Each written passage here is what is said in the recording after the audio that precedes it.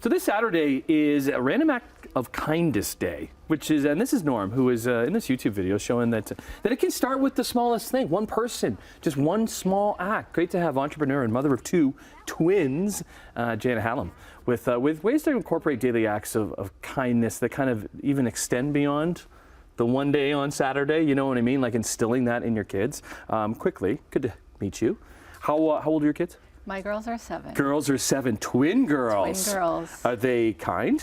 They are kind. Yes. Absolutely. And a lot of that, I think, comes from the parents. We were talking off camera. I have 9, 7, and 5.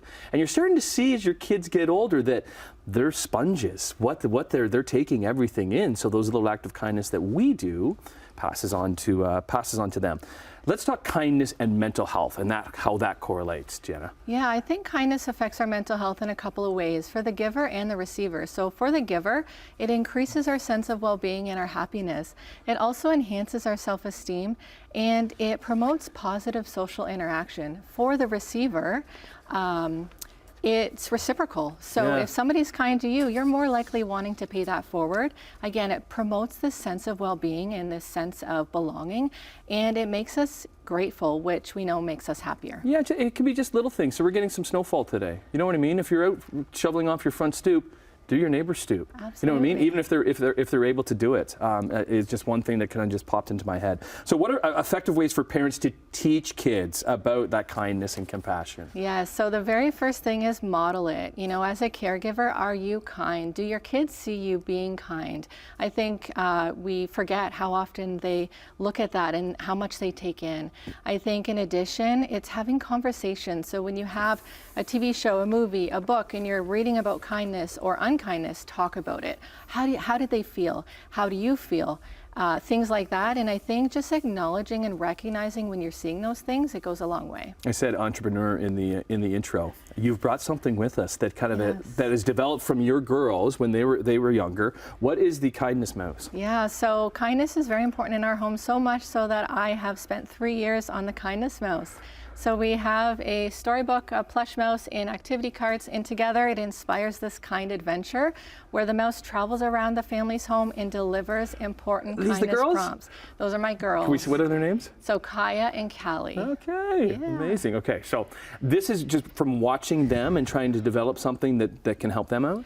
Yeah, so when my twins were 3, I was really frustrated with a popular children's Christmas tradition, and I thought, you know what, I became really curious about how we can use play to inspire good values and to teach good things, and so it really just stuck, and it's been such a great experience so far. So how does it help? How does the mouse have a name? So the mouse, the child and the family are expected to name the mouse. So that's the very first activity. Is this mouse doesn't have a sense of belonging.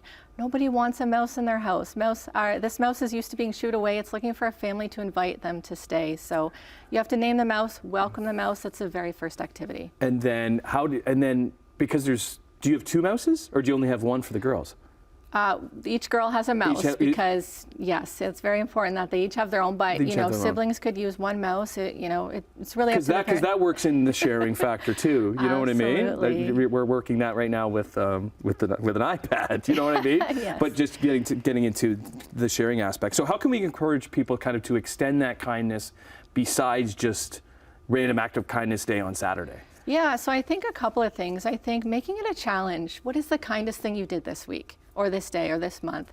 I think in addition, looking for kindness reminders. And again, this is why I wanted to create something, because this can be used once a day, for a week or 2 weeks, once a week, or even once a month. And so looking for kindness reminders, I think having conversations again and acknowledging and recognizing as much as possible, I think that goes a long way. Okay, so in the box, we got to go, but where can we get to the Kindness Mouse? So wonderwell.ca on the website. You can get a wonderwell.ca. We'll hook that up with our website, chch.com/morninglive. So it comes with the mouse. It comes with a little backpack. Yeah. A little backpack. Yes. A storybook, and then 24 activity cards. That's right. And a number of things that they can be doing with the mouse in the house. Okay, so it's great to meet you. You as well. Congrats. Say hi to the girls. Thank you. Kind of Random Act of Kindness happens on Saturday. But Annette and I, we did it today. Supplied chips, Chip Day. That's a little bit of kindness. Thanks for the round of applause there, Brian. Hope you find something kind to do today and are safe out there as the snow is coming a little bit later this afternoon. We'll see you tomorrow on Morning Live.